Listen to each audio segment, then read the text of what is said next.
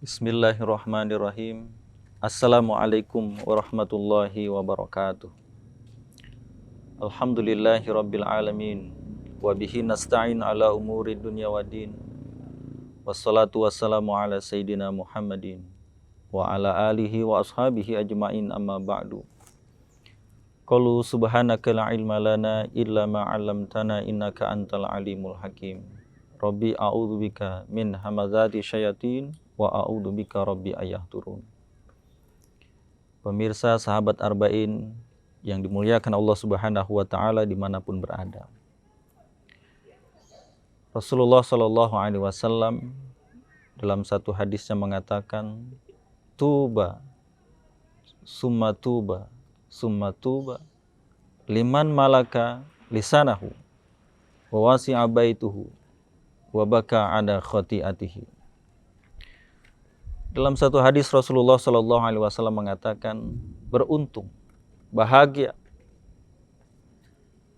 Siapa orang yang bahagia yang dimaksud oleh Rasulullah Shallallahu alaihi wasallam ini? Yang pertama, kata beliau, orang yang bahagia, orang yang beruntung itu liman malaka lisanahu, siapapun yang pandai menguasai lisannya, siapapun yang pandai menguasai lidahnya, tidak gampang berucap ucapan yang jelek, yang kotor, yang menyakiti orang lain, menyinggung perasaan sahabat, orang lain, tetangganya. Inilah orang yang beruntung yang pertama. Inilah orang yang bahagia yang pertama. Orang yang selamat yang pertama. Siapapun yang pandai menjaga lisannya. Siapapun yang pandai menguasai lisannya.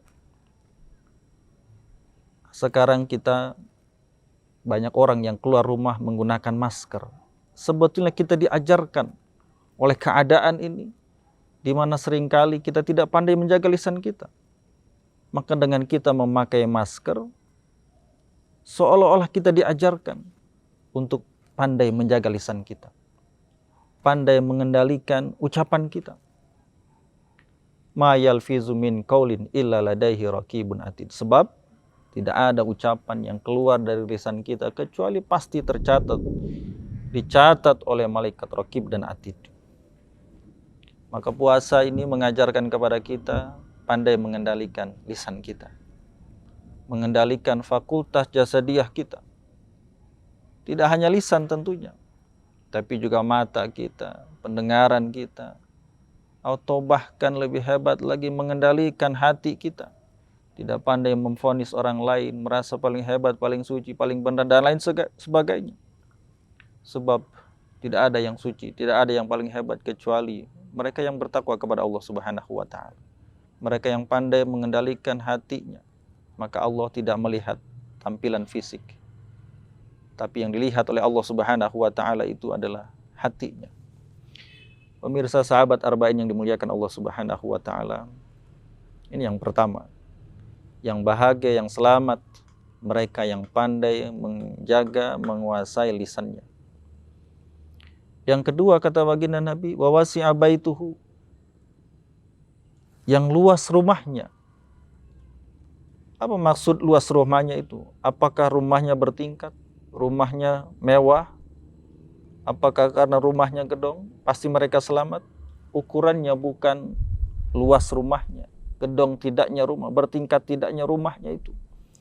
Tapi maksudnya wa wasi'a baituhu itu siapapun yang datang, siapapun yang hadir ke rumah, kendati pun rumah itu hanya ukuran sederhana, tapi semua diterima, dijamu dengan luar biasa.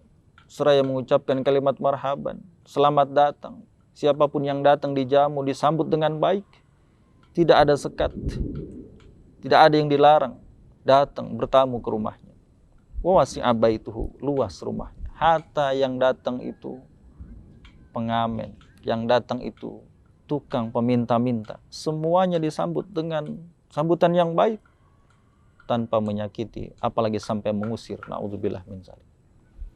Yang ketiga, kata baginda Nabi, yang bahagia, yang selamat adalah wa baka ala khati'atihi, mereka yang menangisi dosa dan kesalahannya kepada Allah Subhanahu wa taala. Maka Ramadan ini menjadi momen yang terbaik utamanya bagi mereka hamba-hamba Allah, orang-orang yang banyak dosa, memanfaatkan Ramadan ini untuk menangisi semua dosa dan kesalahannya kepada Allah Subhanahu wa taala. Maka orang beriman pasti amat sangat memanfaatkan Ramadan ini karena kesempatan untuk menghapus dosa dan kesalahannya kepada Allah Subhanahu wa taala. Orang beriman selalu beristighfar kepada Allah Subhanahu wa taala. Di waktu sahur mereka manfaat untuk istighfar kepada Allah Subhanahu wa taala.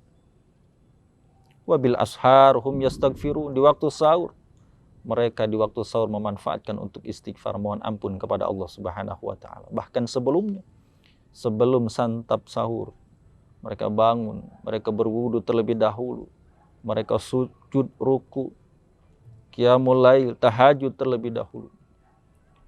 Kenapa? Karena memanfaatkan Ramadan ini dengan harapan mendapatkan ampunan dari Allah Subhanahu wa taala.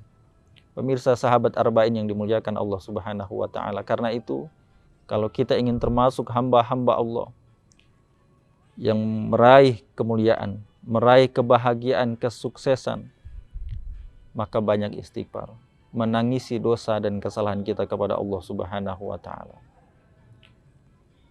Mudah-mudahan ada manfaatnya dan kita berharap termasuk orang-orang yang kelak mendapatkan kebahagiaan baik di dunia, di akhirat, jika kita punya kemampuan melakukan 3 hal ini.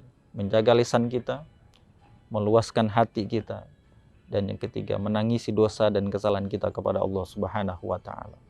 Subhanakallahumma wa bihamdika asyhadu an la ilaha illa anta astaghfiruka wa atubu ilaik. Assalamualaikum warahmatullahi wabarakatuh.